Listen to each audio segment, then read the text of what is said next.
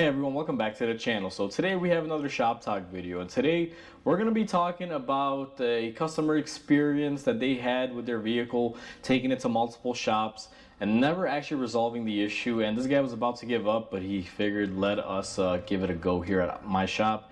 And well, I was able to figure it out, and that's what we're going to be talking about today.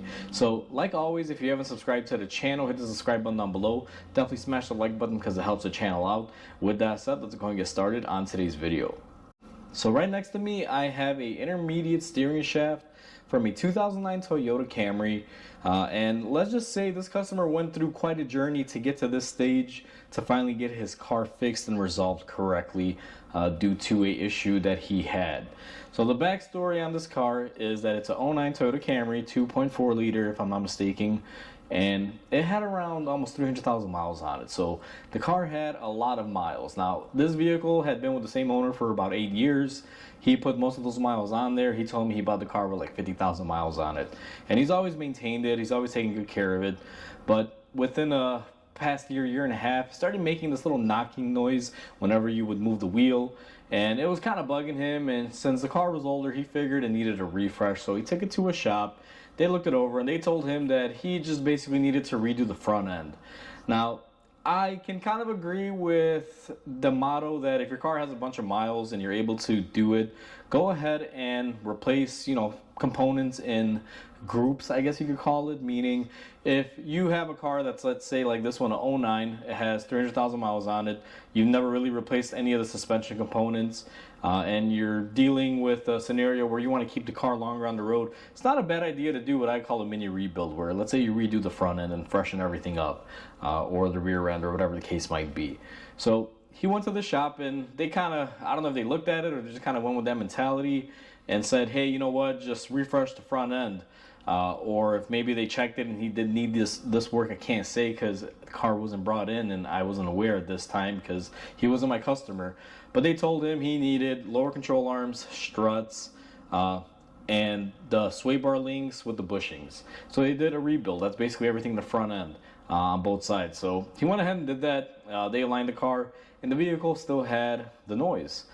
And he took it back from what he told me, and they told him that it needed inner and outer tie rods. Apparently they missed it because there was so much movement from lower control arms they couldn't feel it. But in my head, it's after you do that work and you do an alignment, you're supposed to shake the car down, make sure there's no more movement. Whatever the case is, sold him inner and outer tie rods. Sure enough, didn't fix the noise. He kind of got angry at them, and I guess that bridge burned, or he didn't want to go back. So he went to another shop. The other shop, from what he told me, looked at it and just told him that he needed like a clock spring or airbag assembly because they hear it in the wheel and it sounds like it's plastic and they think it's broken. And he really didn't do too much with them because it was one of those, I think this is your problem type scenarios, and he kind of got a weird feeling and just decided to leave it alone. So shop number 2, failed miserably, just as bad as shop number 1, even though they didn't do anything. Shop number 3 he took it to, they looked it over. They told him that, hey, you have a little bit of slop in the wheel and it's correlating all the way down to your rack. We've disconnected your inner outer tie rods or your outer tie rods from your wheels, and we can move it by hand. So you need a new rack and pinion. Once again, can't really say if it did or didn't need it because I never saw it, but they proceeded to sell him a rack. Now, the thing with this is that a rack, when you replace it, it comes with what we call a short rack, meaning you get your rack and pinion and your inner tie rods.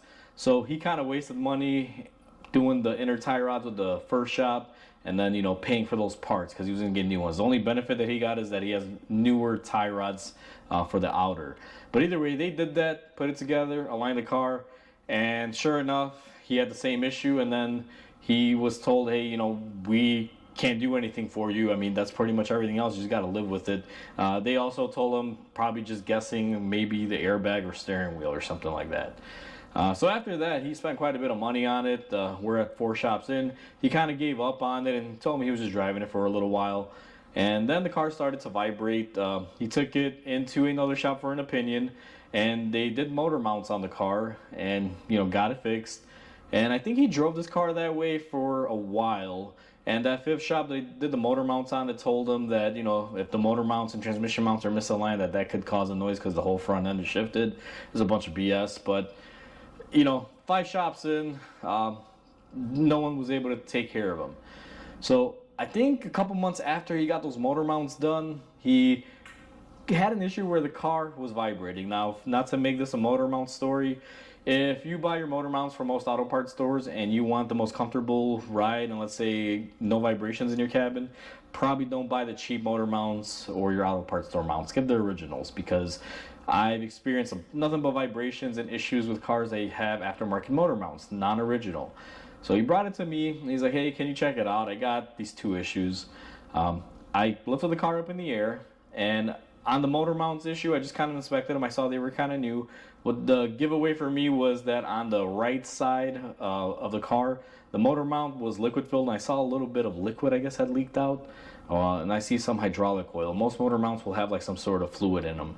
And I told him I think this motor mount is bad even though it's new, and that could be causing the vibration. And then he told me, hey, I also have this weird knocking noise. So what I did was I actually had him get in the car and I told him just move your steering wheel very gently back and forth. He was doing that for me. I had the car up in the air. I'm feeling, the joint, and I could feel like a faint looseness. And then what I did was I brought the car back down, went up underneath. With one hand, I was shaking the wheel, kind of joggling it, and put my hand, which would be, the way this works out is, if I'm not mistaken, like this. So on the bottom, I had my hand on this joint and I could feel it. And then I put my hand inside the car on this joint and I moved the steering wheel and I could feel it very loose. Now, for those of you that aren't too familiar, I mean, this is not uncommon for the joint to be that floppy. You do want to have flop, but look at it. One side, super floppy. Other side, not so much. There is minimal play at the joints on this. Now, this intermediate steering rack, it's kind of like a drive shaft. You literally have a shaft. It can go up and down. These do expand like most drive shafts do, and basically they can pivot, so they can get into like really weird angles and things like that. And these little baby U joints, or whatever you call them, pivot joints, they failed. This one, if you hold this, it's very tiny. I mean, I don't even think the camera's going to pick it up, but if you hold it and shake it, you can feel it. It's pretty apparent. So upon me feeling that, I told him, listen, you need an intermediate steering shaft, and I noticed all the motor mounts were pretty much aftermarket garbage, so I told him it would probably be a wise idea just replace all your motor mounts with genuine Toyota ones. And I gave him the option. I'm like, I could order them, or if you want, since he told me the story, I rarely do this where I let customers buy their own parts, but he was a referral through another customer of mine that I've known for a while, and it's his good buddy, so he referred him to me, and I was like, you know what, man, you've been through a lot of ups and downs. You need all the motor mounts. I would definitely recommend them, or at the very least the one that's broken, but I'm like, it's going to be a trickle effect. You're going to wind up doing all of them one by one, so you might as well just do them all in one hit if you can take it. And then I told him, if you want to fix your steering issue, you need this intermediate steering shaft. He's like, are you sure? And I'm like, listen, I'm willing to bet that your steering shaft is bad. And I didn't know the whole story. He just kind of told me he'd been through a couple shops and I saw a bunch of new parts. So I just assumed that they just, got him with that. But I knew he had spent some money on it. And I told him, listen, just go get the parts on your own, online, wherever you want to get them, and I'll put them in. If it doesn't fix your issue, I'm like, I'm not going to charge you. You brought your part, whatever. Like, I sometimes will gamble and wager on people that are referred to me by good customers or people that I know, where if they're a little skeptical, to replace this joint for me, it's about an hour's worth of my time. If I misdiagnosed it, hypothetically, just not saying that I do this very often, but I was so confident in them that I told them, if I'm wrong, I'll give you the labor, and worst case scenario, you get a newer updated part on your car that probably has a worn out part anyway, and it's probably just doing it better. So he kind of laughed at it. He's like, I have a feeling this isn't going to fix it, but told me, okay, let me see what I can do. We left it at a handshake, and he left. Calls me up about a week later and says, hey, I got all the parts from Toyota. And he brought me a box with, all Toyota parts, genuine parts. There was actually an invoice in there. It's from a dealer not too far away from here. So I was like, okay, cool. You went to the dealer. Good stuff. So I went ahead and I did the motor mounts, no big deal. Went ahead and I replaced this intermediate steering shaft. And then I drove it around and I couldn't hear the noise anymore. Now, this noise was like a faint thud, almost like something hitting plastic. And it was very, very quiet. It wasn't very metallic. It was very hollow or thuddish. I don't know how to explain it to you. But the noise was gone. I went ahead and I sent that out to my alignment shop that does the alignments for me. Now, typically I won't do that, but in this scenario, I wanted to kind of lessen his steps throughout this. They went ahead, they aligned it, I drove it, car was fine, driving beautifully, picks it up, pays for it, drives it, and I told him, hey, any issues, let me know. He's like, well, I don't feel anything now. I'm like, okay, cool, drive it for a week or two, let me know. Proceeded to drive it, calls me up 2-3 weeks later. He's like, Mike, I cannot thank you enough. He's like, this thing was driving me nuts. Apparently every time you were moving the wheel and this joint was basically flexing, it would just be like thud thud thud thud thud, and it was really annoying, guys. Like, I didn't feel it too much. I just want a quick run the block type thing, but with the amount of driving he does, imagine having to feel like drr, drr, every single time like that. That can be pretty annoying. But this guy was so thankful and so happy, and he's like, you know what, man, from now on I'm coming to you. Whatever you need, it's headed to your shop no matter what. And you know, at the end of the day, we solved his issue. He was very happy.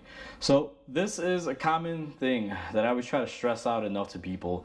Get a competent mechanic. I'm not, you know, glorifying myself saying I'm the best.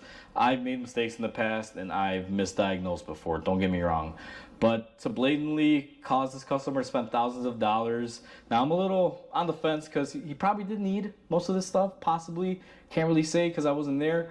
But to not immediately take care of the customer concern, it's just a bunch of crap. If this had came to me before anyone else touched it, I would have figured this out more than likely, and then I would have inspected everything and told them, hey, listen, you need an intermediate shaft, you need your control arms or your tie rods, whatever else the car needed, and you know, this is going to be the total amount. Let's say it's a whopping $3,000-$4,000 bill if he decided to go, you know, all genuine parts and stuff.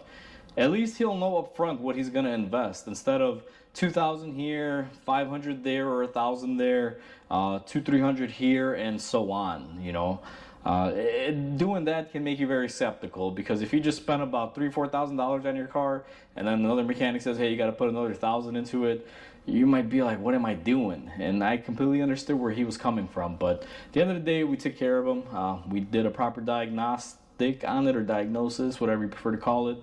And he's happy driving his car out on the road, and that car is out there with hopefully many miles to rack up. So just wanted to point that out to you guys, and that's what this whole shop talk is about. Competent mechanics, and it's getting harder and harder to find people that aren't just out there just to make a quick buck. Customer concerns always come first. That's what I always say. I don't care if your car comes in here needing $20,000 worth of work. If you came in here and you said my headlight is broken or not working, I'm going to address that, and then I'm going to tell you, hey, by the way, I also recommend another $10,000 worth of mechanical stuff because this and this is broken, or you need to replace this. That's how it always should be. It shouldn't be the other way around where you sell $10,000 of work and then at the end of the day forget to replace the main thing that the customer was here for. That's going to leave people with a sour taste, so just keep that in mind. And most of you that watch my videos are consumers, so I know that's how you would feel, and I'm pretty sure you can relay it down below in the comments. So I'm going to leave it at that. We solved the issue. Customer is happy and car is driving happily down the road, hopefully racking up a bunch of miles.